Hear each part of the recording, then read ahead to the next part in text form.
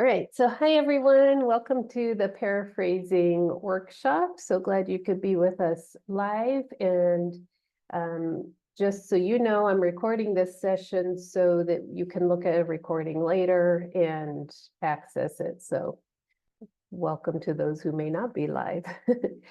My name is Julie Stigmeyer, and I work in the Graduate Resource Center and the Writing Studio at Concordia University. And so tonight I'm going to share some information with you about good practices for paraphrasing.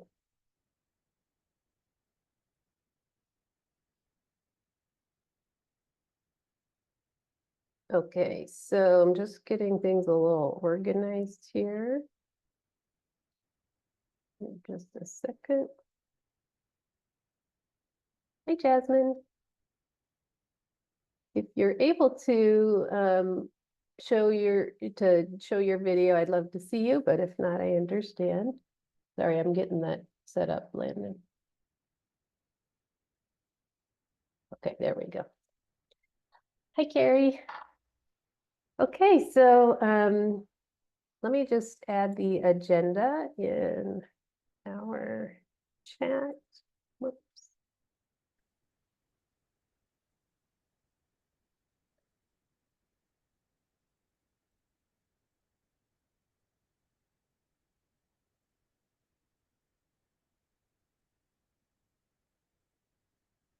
Hi, Pamela.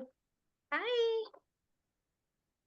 And welcome to Angela and Barbara. And I'm not sure who joined from the phone, but welcome. So here's our agenda for this evening. Let's close this. So we're just going to start with some welcome and announcements. I have a couple of polls, so we'll work on those. Then I'll do a presentation. We'll have some good time to practice your paraphrasing skills. Then I have an exit ticket, which asks you, one question it asks is, what sort of workshops, writing workshops, would you like to see in the future? So you can kind of keep that in the back of your mind. And then we'll have our raffles. The raffles will be two $15 Amazon gift cards. That will be at the end, right at 5:30. And then I'll stick around for at least 15 minutes to answer any questions. So welcome. I'm so glad you all are here. This is a great group. Okay, so just to start us off, just as a reminder, this is how we access writing support, and I'll explain that more in just a moment, but I wanted to drop the link in the chat. And also, we'll follow up today's presentation with resources and this recording in an email. It'll probably come later this week. And that's how we'll get everything put together in the end. All right, so let's go ahead and I'm going to launch the poll. And okay, are you able to see that? Okay, there are 5 questions. Some of them are related to paraphrasing, some are just, background questions. So if you could take a minute to do that, that'd be great.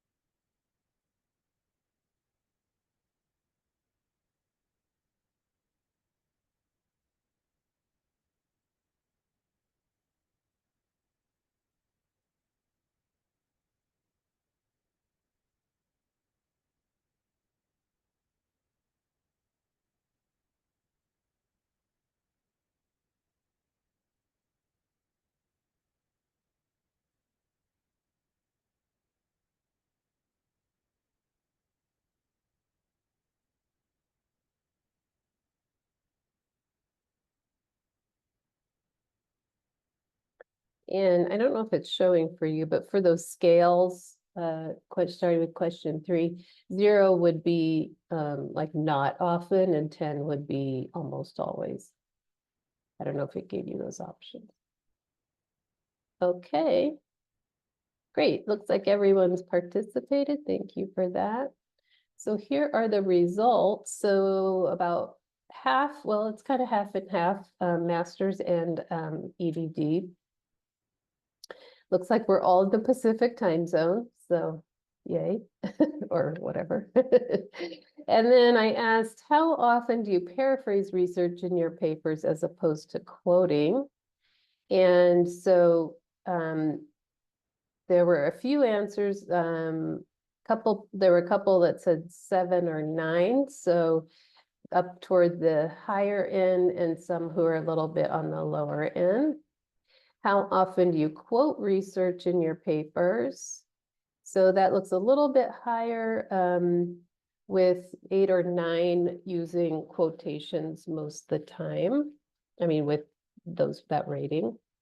And then your comfort level. So there's a 1, 2, a 3. So kind of in the middle there. So thank you for responding to that. Kind of helps us get started. We'll be talking throughout the session tonight, not only about paraphrasing strategies, but I also want to hear your tips and strategies, things you've figured out to do in your own work in your paraphrasing. So I'm going to share my screen and get the presentation up here. All right, so let's start this from the beginning. All right, so our workshop tonight is on paraphrasing. And before we get into the nitty-gritty, I wanted to just tell a little bit about our services. Landon is here with us. Landon, would you mind introducing yourself and kind of telling about the services that you provide? Of course. Thank you all for having me. My name is Landon, and I am a representative of our team of success coaches in the Graduate Resource Center. So Julie is going to be our go-to for all writing support, APA, and all of those things. But we handle most everything else. So if you need connections to financial aid, if you're looking for mock resumes or mock interviews, I'm sorry, or resume development, or even just need a listening ear for support or prayer or anything like that, we're one of your go-tos to be kind of an entryway for all of those things. So anything that you might need support in, you can reach out to us. We have a very general email that you can contact us at. It's just grc@cui.edu. So Graduate Resource Center, GRC. If you can't find us, that's probably the easiest way to go. But also there's a link on our website too that you can request to meet with us, and we can help you in any way that you need. So we're happy to be here for you. Thanks, Landon. Yeah, that's great. So Landon, along with Alyssa Flores, round out our team of success coaches. And this screenshot I have on the slide is shows what the GRC part of the from the Concordia website, what it looks like. Additionally, in terms of getting writing assistance, we provide direct feedback for your work. And you can actually sign up for 2 different types. So one, which you probably have heard of from your professors, is called the OWL. So it stands for the Online Writing Lab. And what this is, this is also from the CUI website. This is information that it's the link I just put in the chat to get writing support. So with graduate students, you can have what they call email submissions. So it would just be written comments on your paper that would be returned to you 1 to 2 days after your appointment. And then the other option is kind of a new thing we've launched this year, to have video consultations. So my role is kind of in 2 departments. I work strictly with School of Ed students in the master's and doctoral programs, but I also have a foot in the door in the writing studio since my work is, similar to theirs. So I work through the scheduling system in the writing studio. So you can find my name on the schedule and always feel free to visit or set up that written feedback appointment as needed. The other thing I want to share is tonight's presentation is our second of 3 for the fall. The next one, the last one in September was on APA formatting. And if you missed it, there is a recording we can share with you. You could just email us to get that. And if you missed the APA workshop and you want to come to another live workshop, don't worry, because we'll probably be holding one about every 3 months or so. So probably the next one will be maybe in January. But the next one is improving your professional voice. So 6 tips for academic writing. So when your professors are asking you to write with a scholarly voice and to, really use formal or professional language, I'll go over some of the specifics of what they mean, and you can see them a little bit here. So like academic writing goes from general to specific information. So there's always that movement.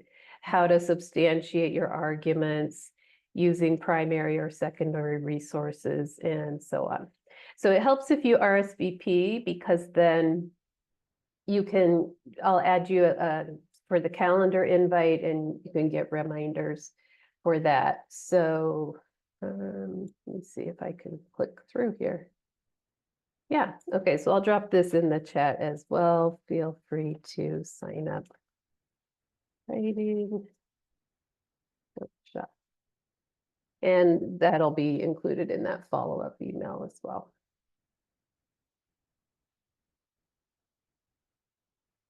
And feel free to type questions in the chat as we go along. If I don't see them, I think Landon will keep an eagle eye out for those. But and you can always feel free to unmute yourself. Okay, I'm trying to get my slideshow going here. All right, so just wanted to show you those things as a kind of a warm up. And then the last thing before we get into paraphrasing is to think about a question you may have. What's a specific question you have about paraphrasing, or do you have a top tip that you could share with the group? So we'll cover those in a little while.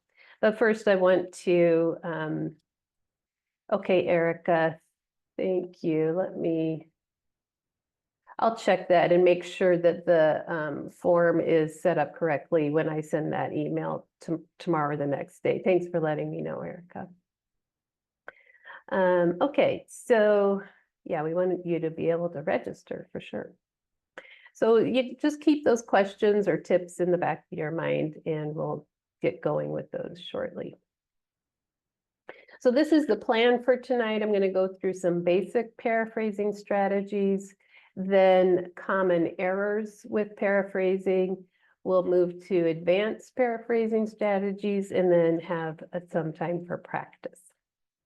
So just to kind of start from the beginning, make sure we're all on the same page, I wanted to just oh, thank you, Rashida. Okay, looks like maybe that'll work.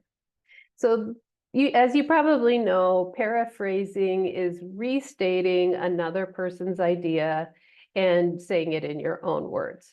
So while remaining faithful to the original meaning, you are actually using different wording to include that information in your work. Whereas quoting means you use the exact words of the author with quotation marks. And in both cases, they require correct citation. And last month's workshop on APA, we went through a lot of those details. I also have a lot of videos I've recorded on APA formatting, so I'll share that link with you as well. So one of the things that the APA manual suggests is paraphrasing over quoting. And the reason for that according to the manual is that professional writers, researchers, writers, they use paraphrasing almost exclusively. So the encouragement for students is to emulate that and try to get used to using paraphrasing. And I like this, this is from the APA manual directly. Paraphrasing is an effective strategy because it allows authors to, and you have all this flexibility, to summarize and synthesize information. You can focus on what is significant for your work, and you can compare and contrast relevant details. So paraphrasing gives you a lot of freedom to be able to focus on what's really important for your work, to think more broadly, analytically about what you're reading, and to compare and contrast those different research studies. So just as a quick reminder for paraphrasing, these are the two types of citations you can include in your work. One is narrative, where you would name the author in your sentence. So Kaler here is the subject of the sentence.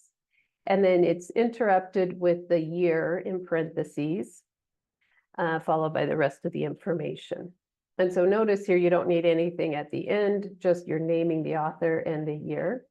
Whereas for parenthetical, you just focus on the information in your sentence and then add the author and the year. So what do you notice is not included in these two paraphrases? Feel free to unmute or type. What's not included here? Is it a page number?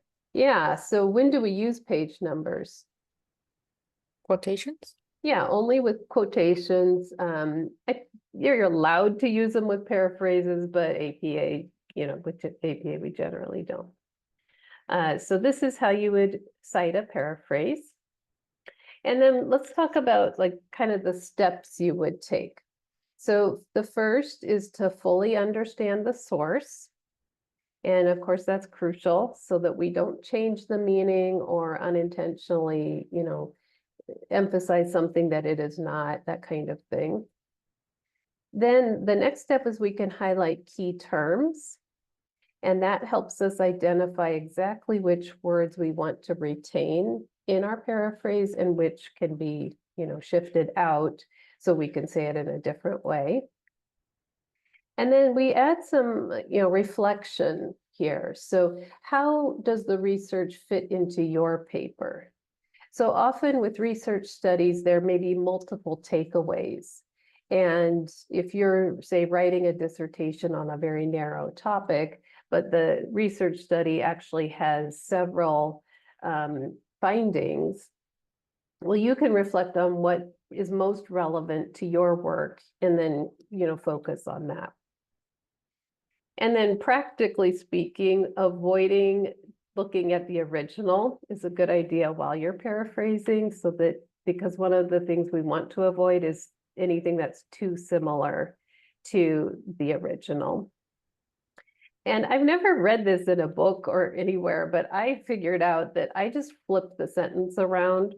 So whatever's at the end of the sentence, I put to the beginning and vice versa. So that's worked for me as just a way to, really say things differently.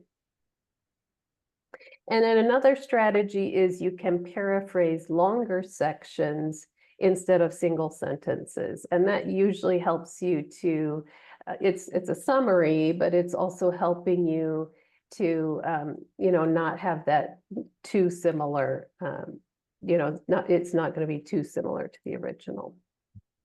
So I thought I'd demonstrate with an example here. So we're going to go through a couple of examples, but then when we go to our practice time, you'll have plenty of time to do this yourself and really think through these. So I'm interested in this topic of writing anxiety and how students overcome writing anxiety and how it holds them back from, succeeding and what we could do to mitigate that anxiety. So I found this article, and it's talking about second language writers. And I want to just read this, and then we'll work on the paraphrases. So it says here, students' second language writing anxiety correlated with their use of writing assessment rubrics, meaning that when the students knew their writing was to be assessed with the rubric, they would use the writing assessment rubrics optimally and had low anxiety. On the other hand, the students who used no rubrics had high anxiety. Okay, so that's the basic meaning. I highlighted the key terms here, which showed that using the writing assessment rubric, that correlated with low anxiety, and without one, it was high. So then because I highlighted those terms, those were the ones I wanted to move into my paraphrase. So here you can see I have the words a little bit different. What I wrote was the findings from the study indicated that when second language students use a rubric to meet the requirements of their writing assessments, their anxiety decreases. On the other hand, anxiety increases for second language students who do not use a rubric. Okay, so that was kind of the main idea there. And when you look at this, what did I not change in this paraphrase? What kind of carried through?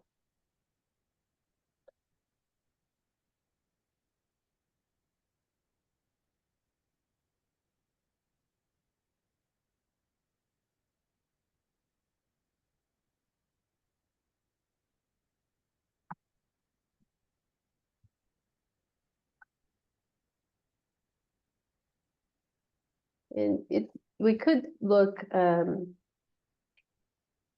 it's not, well, so yeah, there you go, Lisa. So the top one is the quote, and then the bottom one is the paraphrase.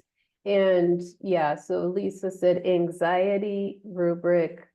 And so you see that I want you to notice that we can, if there's a term for something, even if it's 3 words, like social emotional learning, sometimes I get the question, yeah, exactly, Rashida. So sometimes I get the question, well, it's the exact words from the original article. Do I need to put quotation marks around it?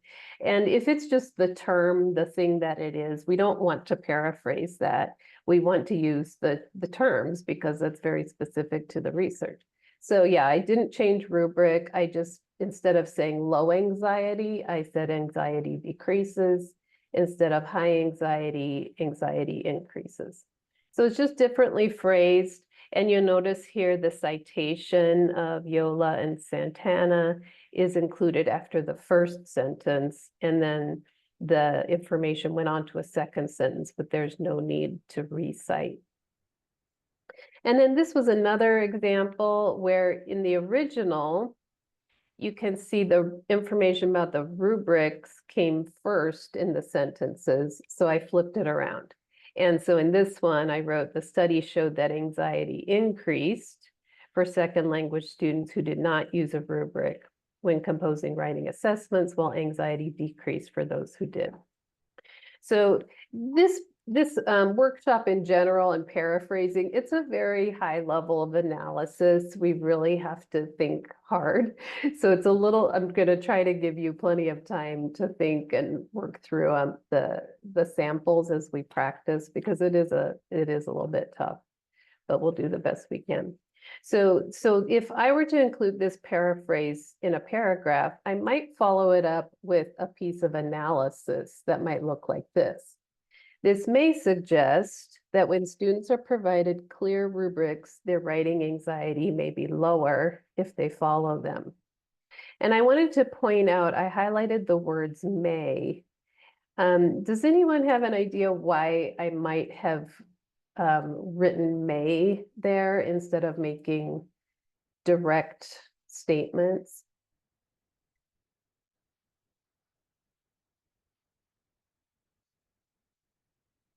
Yeah, exactly, Lisa and Pamela. Right. So with human research, human beings are very complex. We can't always know what is motivating them or what is driving their behavior. So when we're talking about human research, we kind of have to add softened language.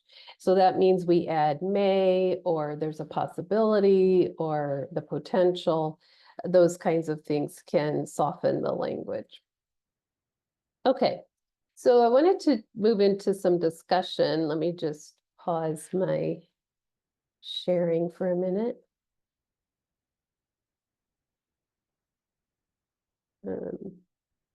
Sorry, stop share. Okay, so the question is at this point, what is preventing you from paraphrasing most of the time? So if there's something that, a reason why you might avoid paraphrasing, what would that be?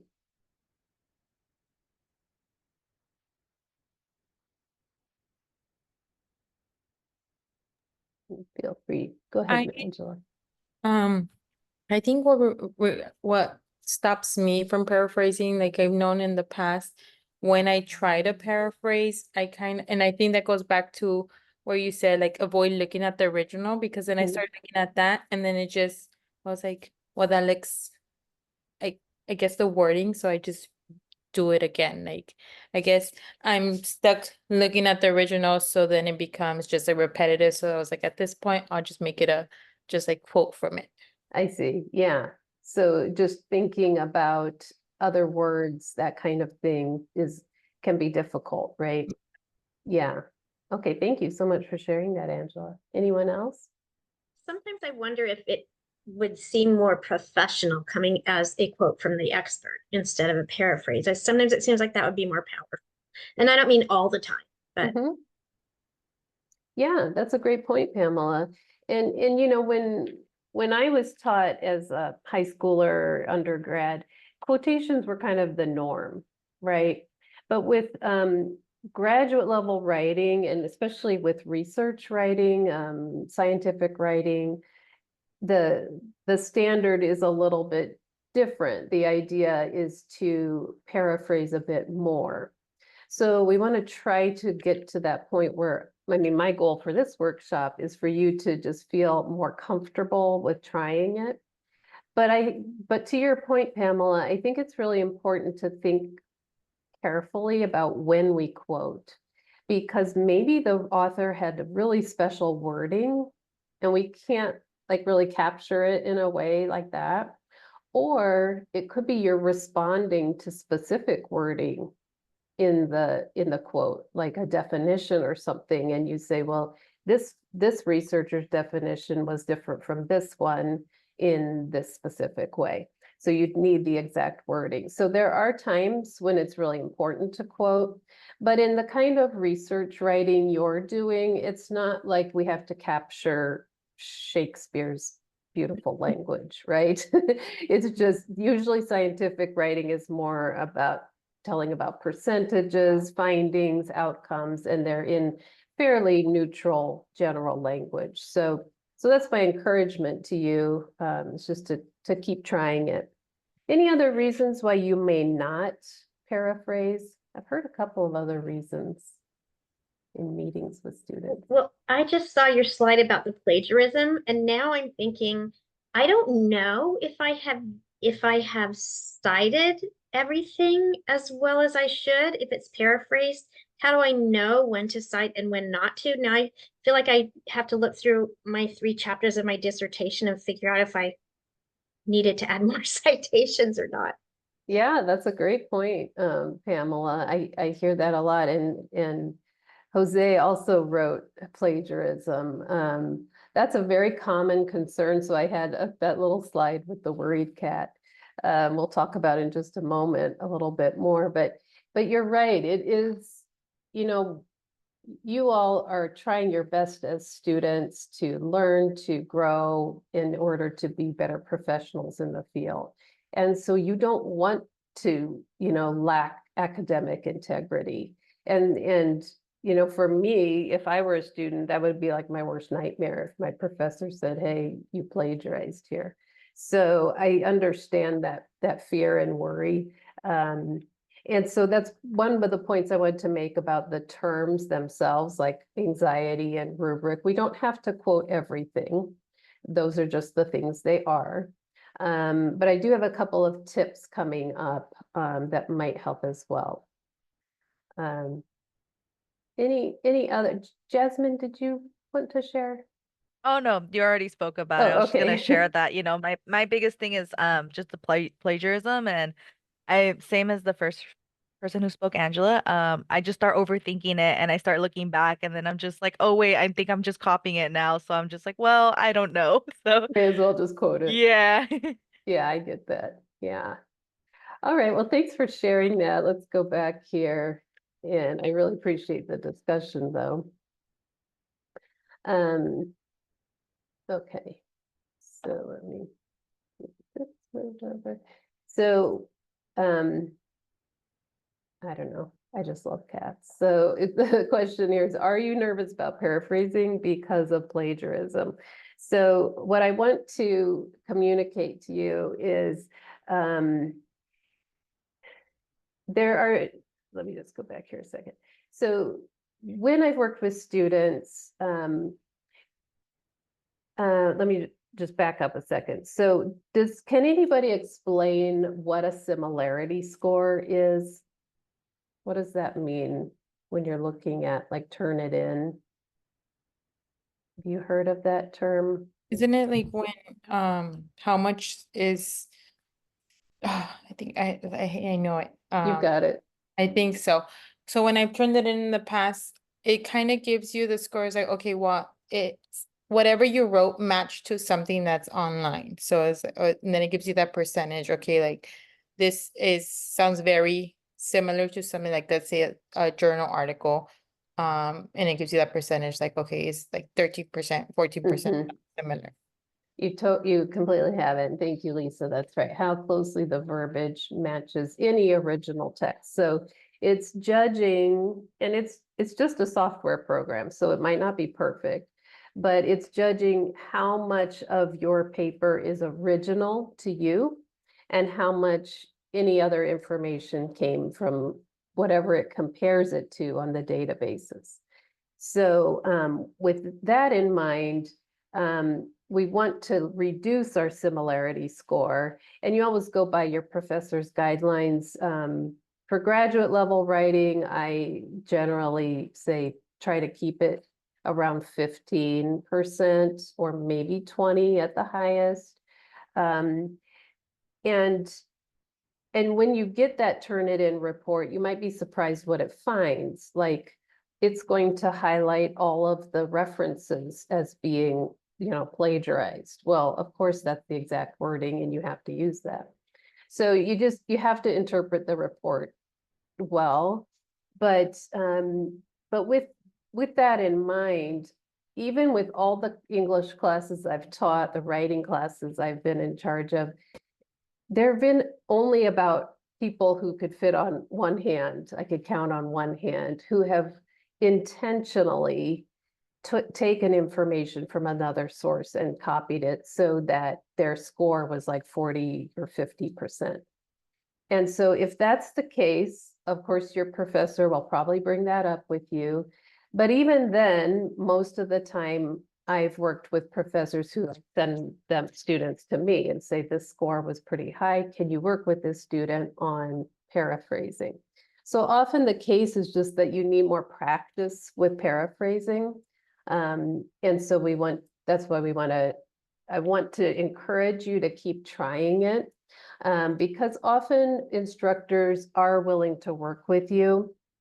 But you want to make sure you're acting with integrity as well. Okay, so some common errors. We've kind of alluded to it already. Patch writing, or writing that is too similar to the original. So this would be directly copying and pasting wording. And so you take the exact sentence, you copy it into your paper, and then you would replace like 2 or 3 words. Okay, so that would be considered patch writing. And we want to avoid that. That's why I said you could flip the whole sentence around, highlight only those key terms you need, and then, think of a different way to frame it. So my top tip with regard to this is aim for no more than 3 to 4 words in a row from the original when you paraphrase. If you get to 5 or 6 words, well, that's probably going to be flagged as plagiarism when in that Turnitin report. So it usually, and if you go, like, say you're reading a sentence about percentages, like statistics, that I see students sometimes quote that, and that's a really easy thing to just, report in a different way. So you don't have to kind of waste a quotation on that information. So I try to aim for like 3 words in a row at the most, and then, but always use that citation so that it's really clear where you got it.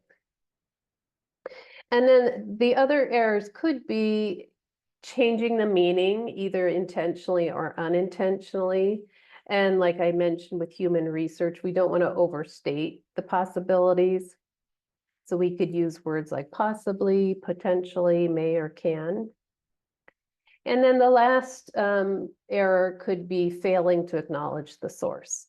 So could mean leaving out quotation marks or leaving the citation out completely.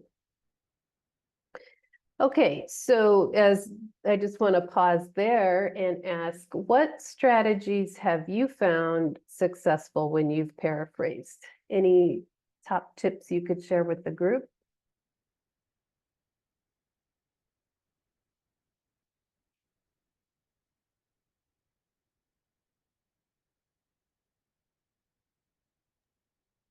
I think highlighting the key ideas or key terms helps a lot. Mm-hmm. And it doesn't mean you copy it exactly, but just to know what the main points are. Yeah, that really helps you to internalize the meaning, I feel like, so that, thanks, Barbara, so that you can really focus on what's the most important information from the original. So that is a helpful strategy. Any other ideas that have worked for you?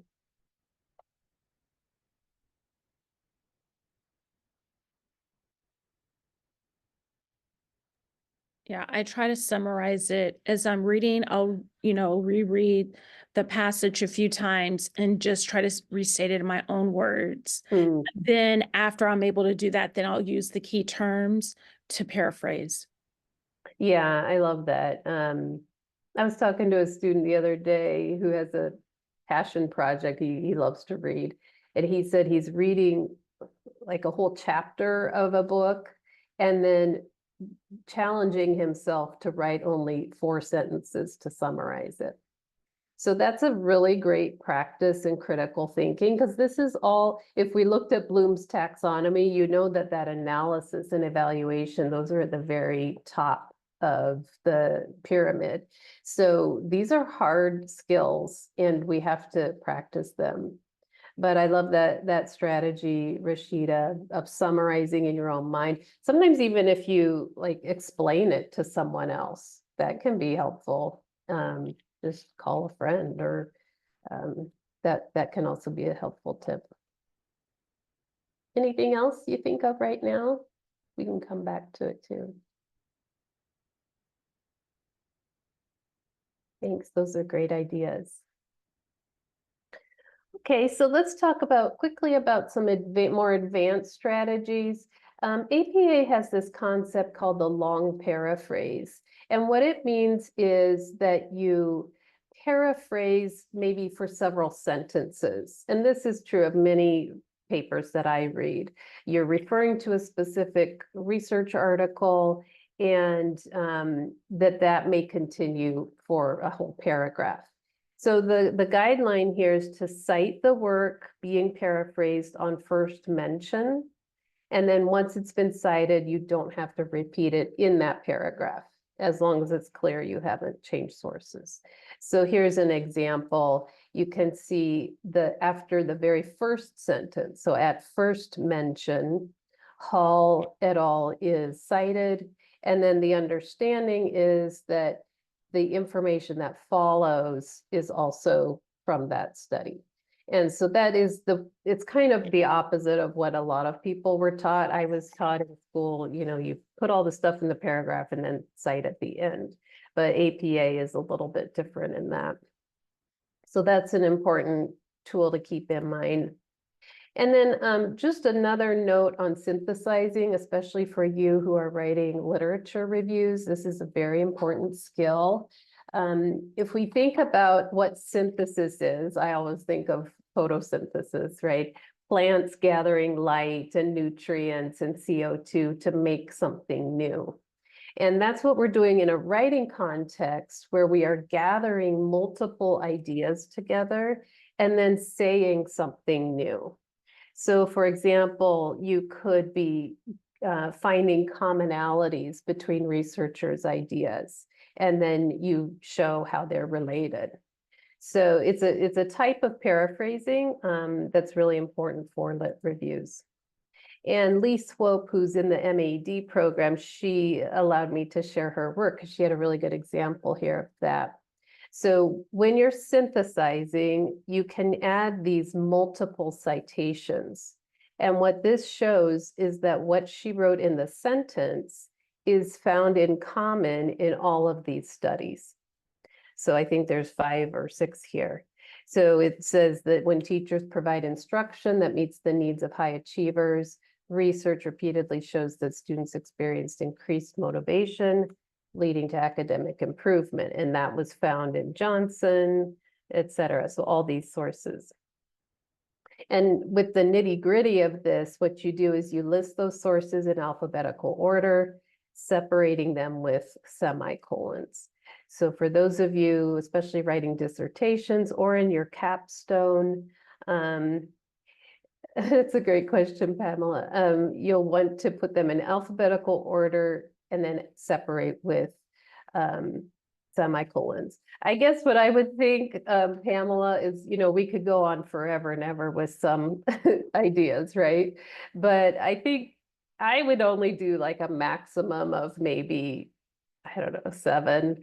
And 3 is good. 3 is a good number because then you have kind of like a preponderance of the evidence, right? So I think that's a good strategy. Dolores? Yes, we needed this last week before we did our annotated bibliography. Oh, And we had to do the synthesizing at the end of it. right. Yeah, so we kind of like a little bit behind on the workshops. Oh, shoot. Well, yeah, you'll use this definitely when you're writing your lit review and Okay. you're gathering all those studies together. So your skill of synthesis that you already practiced was you went Yes. through each of those sources and they said, here's how they're all the same or different. And so Okay. this is the practical use of multiple citations that can help. Okay, thank you. Yeah, but sorry, we were a little late on that. Okay.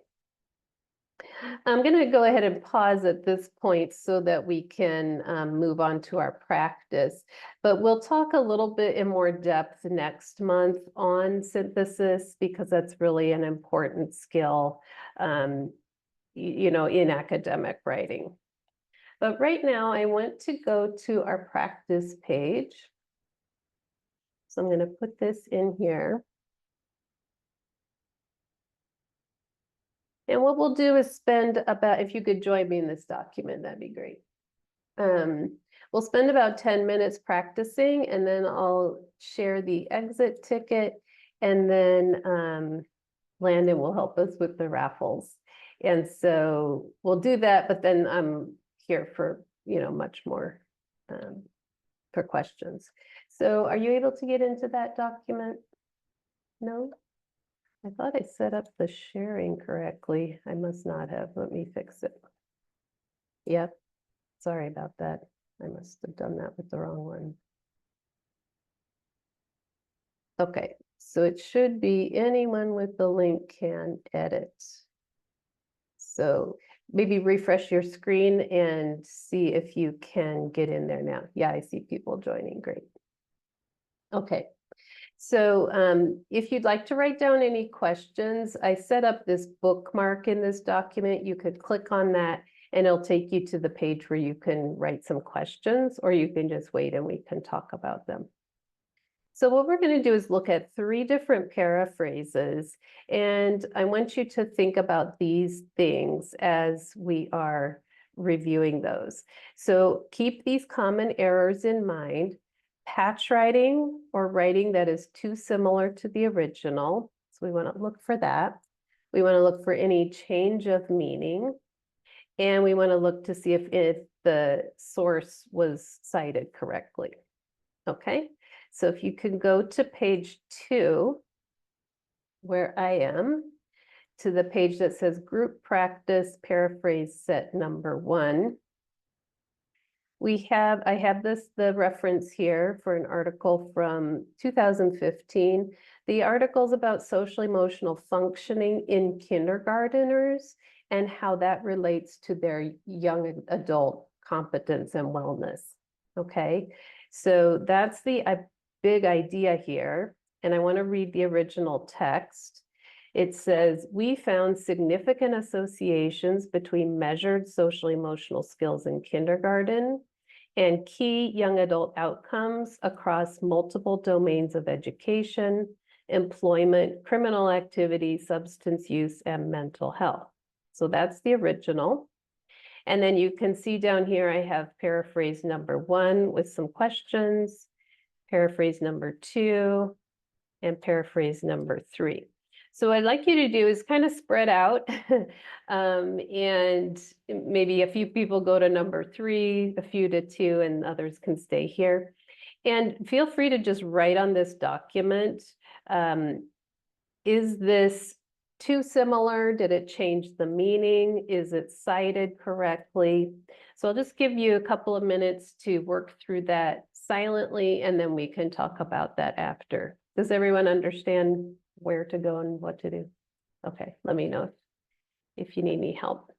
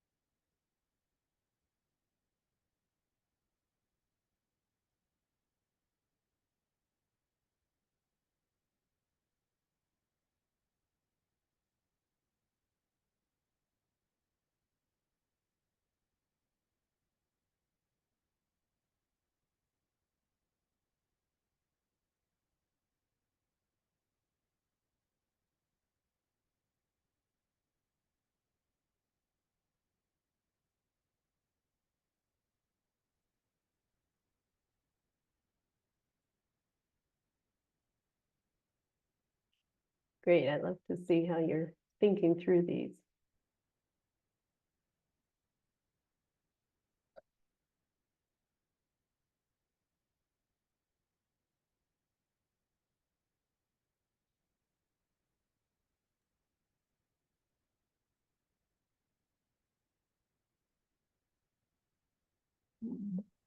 Okay, so let's just pause there.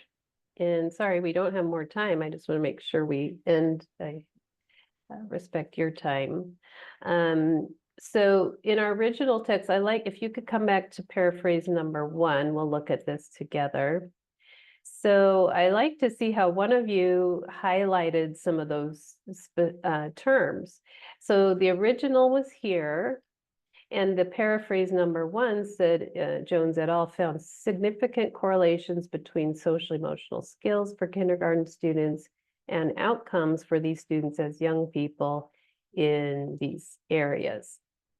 So with this one, yeah, this is a good comment. So we have kind of a lot of similarity here. I would say that this one's probably a little too similar because if you look at the order of the wording, it's almost exactly like the original. And significant, yeah, someone suggested a different word. Yeah, exactly. Way too similar. That's right. So you can see that, wait, where was the original here? Yeah, significant correlations between, there was just one word left out there, measured, social emotional skills. We have a tiny bit of paraphrasing here. And then all these domains were listed exactly the same.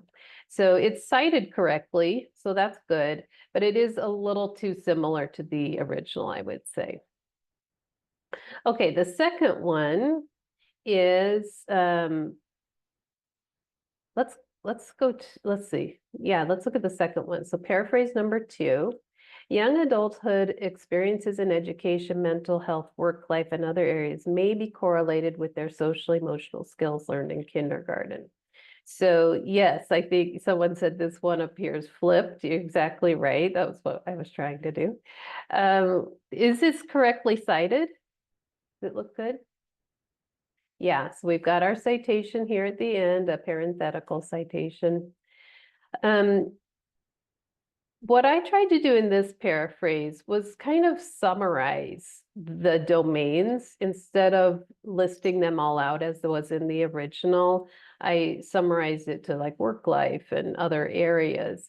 And then how that, notice I use the word may, correlate with their social emotional skills learned in kindergarten.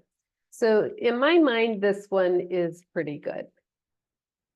The last one, let's see what we thought about this. So yeah, this is kind of what I was thinking about. So this one says, Jones et al. Found a correlation between social emotional development in kindergarten and positive outcomes in adulthood, young adulthood.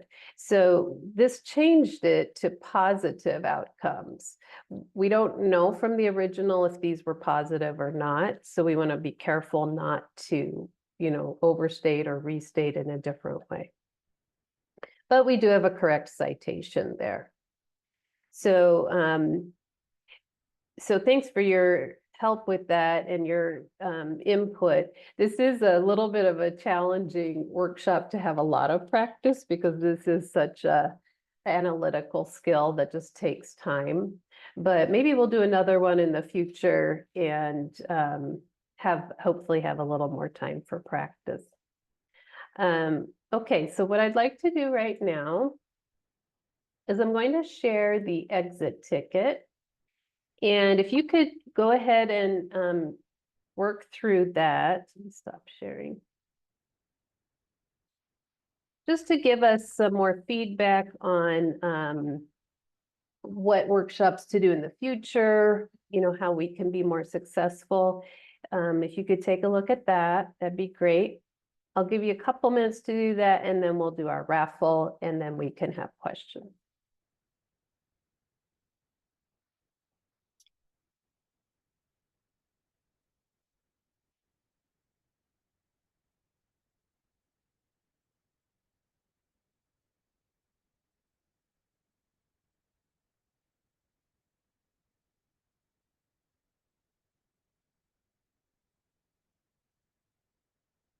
And by the way, the name and email, that's it, you don't have to include those. It can be anonymous.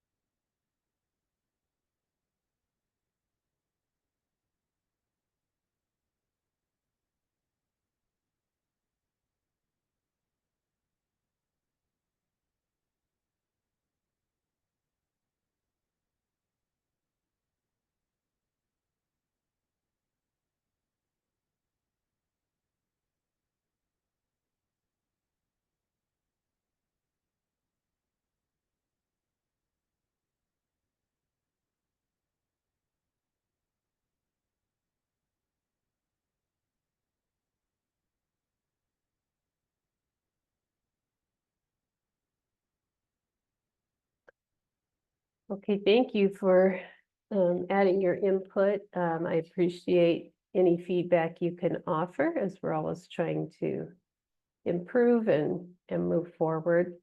And by the way, I just wanted to invite you, since there are virtual meetings available, if you need practice with paraphrasing, you're always welcome to set up an appointment with me, even if you don't have a paper you're working on. You know, we can just talk through the process. So, oh, that's okay, Barbara.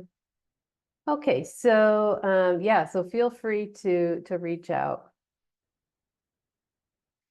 Okay, I'm gonna see. Okay, I got it. Thanks, Landon. Thanks for helping us tonight. All right, we are ready for the wheel of names.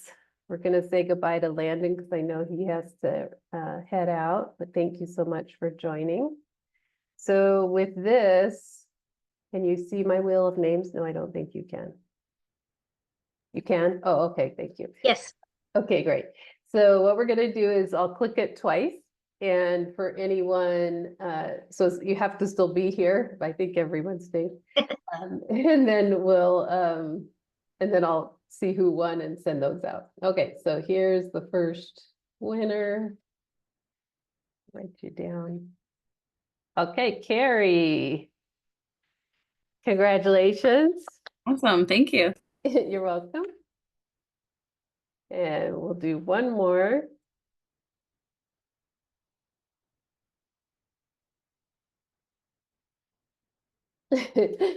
All right, Jose, great. Congratulations. All right. That was close, Jasmine. Okay, so what I'll do with those is I'll get the e-cards and then we'll email Carrie and Jose in the next day or so with those. Okay, so I'd like to, you're free to go now. The workshop is, I've presented all the information, but I'm happy to answer any specific questions you have or, go into anything else. Yeah, Erica. I just have a quick question because I noticed, and you did mention how you cite differently, and but does it matter, or can we cite either at the beginning or the end? Is there like a correct way to do it? That's a great question, Erica. I've thought about that kind of a lot. So what you're saying is, should you use the narrative citation where it's kind of you're embedding that in the sentence, or waiting until the end for the parenthetical? Yes. Yeah, so I mean, I have a preference, which just is to use parenthetical citations. It's not right or wrong. You can do either one. But the reason why I prefer that is because as a writer and teaching writing, I know that whatever is at the beginning of the sentence tends to get more weight for the reader. The reader pays more attention to that as opposed to what comes later in the sentence. So I always feel like the content, the findings from the studies are what is most important. And so that's why I like to generally use parenthetical citations, but there is no right or wrong. So it kind of depends on how you're incorporating it. Like you might have, okay, here's the common finding or trend between these researchers, but Kaler is, an outlier, so you would name that person. So it's a good question, Erica, and I've thought about it, but there's no right or wrong. It's just a little bit of personal preference. But even if you use the parenthetical, like if you do it like after your first paraphrasing sentence and then you continue to paraphrase after that, does that matter where it goes? Do you know what I mean? I think you showed an example Yeah, and you had it after the first sentence, and then right. you said you continued paraphrasing in the remainder. Yeah, that's right. So the idea there was, as it's called, the long paraphrase. And Yeah. so as long as it's clear you haven't changed sources in that whole piece, you don't have to recite. Okay. But if in the paragraph you refer to one research study at the beginning and then someone else in the middle, of course you have to change. But the idea is if you are paraphrasing a whole big piece, then you can just cite once per paragraph. So Okay. sometimes I read like article reviews and they're just covering one article in the whole paper.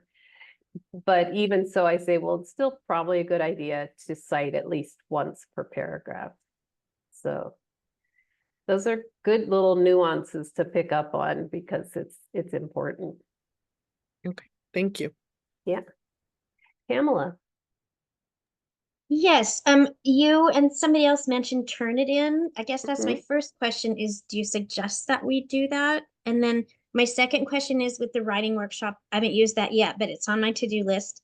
So if we just as an example, could we turn in part of our our citations to have people look at, or how much of a chunk do we send in? How many pages? Those are great questions. So let me answer the first one.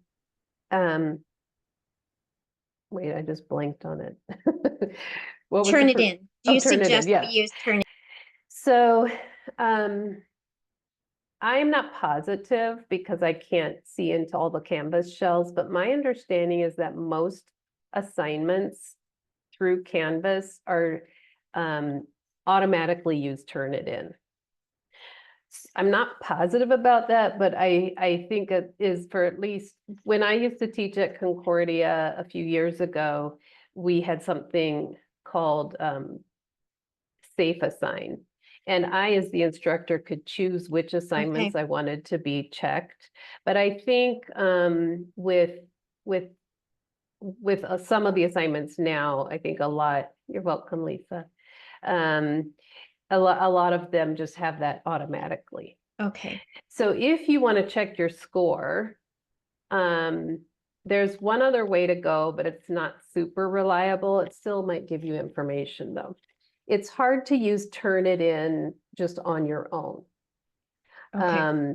And that's a little bit unfortunate because that is a more robust database and it'll give you a better, more reliable score. But you can, through Grammarly, do a plagiarism check. Okay. And it can sometimes, you're welcome, Barbara. It can sometimes be, it'll give you a smaller percentage that's similar. Okay. So on Turnitin, your percentage might be like 20, and on Grammarly, it might be 10. Okay. But but it still can give you an idea of like what's it's looking at. Okay, And it'll perfect. show you like, this is highlighted, this is like too much like this article or whatever. Great. Thank you.